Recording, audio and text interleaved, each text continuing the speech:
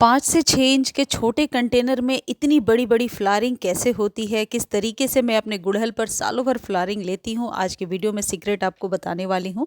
आप भी इस सीक्रेट को अपनाकर अपने गुड़हल पर बहुत सारी फ्लावरिंग ले सकते हैं। देखिए, ये गुड़हल की हाइब्रिड वैरायटी होती है। अब कई लोगों को कन्फ्यूज़न है कि हाइब्रिड वैरायटी क्या है और देसी क्या है?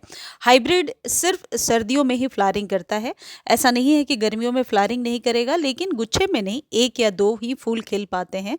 लेकिन ये जो हाइब्रिड है, इनकी हाइट कम होती है और इन्हें 5 से 8 इंच के बीच के कंटेनर में अच्छे से ग्रो किया जा सकता है। ये ज़्यादा केयर नहीं मांगते, लेकिन नवंबर से लेकर मार्च तक ये बहुत अच्छे से फ्लावरिंग करते रहते हैं। अभी आप जाकर के नर्सरी से ले सकते हैं, 50 से 100 120 तक के बीच में ये आपको मिल जाएगा। ये जो गुड़हल आपको दिख रहा है, ये हाइब्रिड गुड़हल है और ये पिछले 2 महीने से लगातार मेरे गार्डन में फ्लावरिंग कर रहा है। इतने छोटे से कंटेनर में 5 से 6 कलियाँ डेली बनती हैं। किस तरीके से मैं ख्याल रखती हूँ, ये वीडियो में शेयर कर रही हूँ। यदि आपके पास भी गुड़हल का पौधा है, तो सबसे पहली चीज़ ये है कि धूप का विशेष ध्यान रखें, क्योंकि यदि आप प्रॉपर धूप में नहीं रखते हैं और खाद पानी देते जाते हैं, उसका कोई फ़ायदा नहीं है, क्योंकि पौधा प्रोसेस नहीं करेगा और धूप में ही ये पौधे प्रकाश संश्लेषण की क्रिया के द्वारा अपने पत्तियों को हरा रखते हैं, भोजन बनाते हैं और कलियाँ खिलाते हैं। देखिए, ये है देसी गुड़हल। इसमें भी फ्लावरिंग बहुत अच्छी हो रही है। अब कई लोग कह रहे हैं हमारे देसी गुड़हल में बिल्कुल फ्लावरिंग नहीं हो रही है। यदि देसी गुड़हल में अभी फ्लावरिंग आपके यहाँ नहीं हो रही है, तो कोई टेंशन की बात नहीं है, क्योंकि सर्दियों में अक्सर लोगों के यहाँ देसी गुड़हल है जो सालों भर फ्लावरिंग करता है, वो फ्लावरिंग करना बंद कर देता है सर्दियों में। तो उसके लिए कोई वैसी टेंशन वाली बात नहीं है, लेकिन जो खाद मैं आज आपको बता रही हूँ, इसको देने से आपके देसी गुड़हल पर भी लगातार फ्लावरिंग होती रहेगी।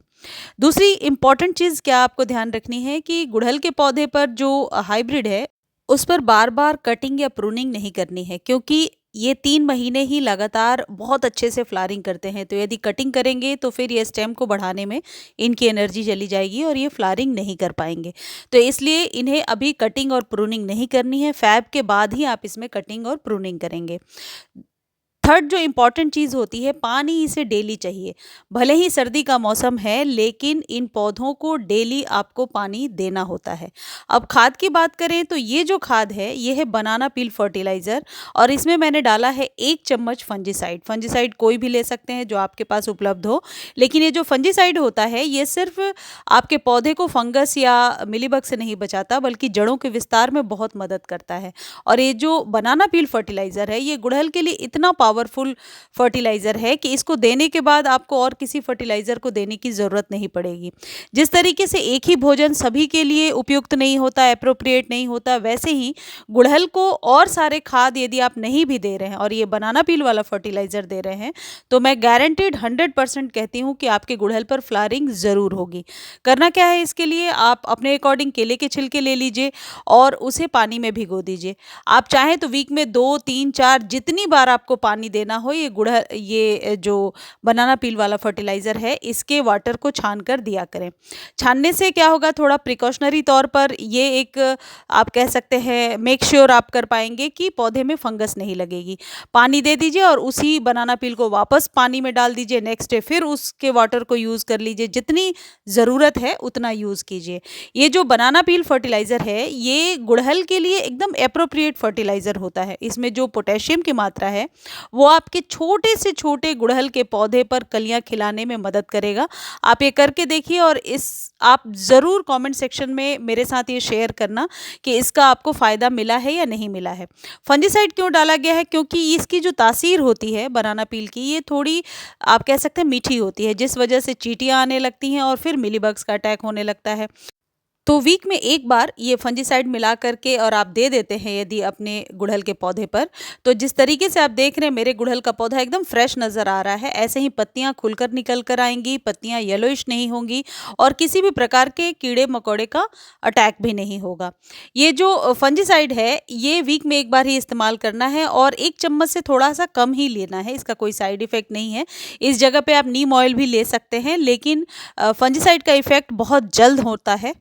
गुड़हल के पौधे पर 2 ही प्रॉब्लम सबसे ज़्यादा होती है। एक, अक्सर पत्तियाँ जो हैं वो मुड़ी-मुड़ी सी निकल कर आती हैं और पत्तियाँ पीली होकर के गिर जाती हैं। और दूसरी चीज़, कली तो बनती है लेकिन कलियाँ गिर जाती हैं। इन दोनों समस्याओं से छुटकारा के लिए ये जो बनाना पील का फर्टिलाइज़र मैंने आपको बताया है, ये कंप्लीट केयर करेगा, क्योंकि बनाना पील फर्टिलाइज़र जब हम मिट्टी में डालते हैं तो मिट्टी प्राकृतिक तौर पर पोरस होती है और पोरस मिट्टी में किसी भी कीड़े-मकोड़े का अटैक कम होता है, पौधे की ग्रोथ भी बहुत ही सही होती है।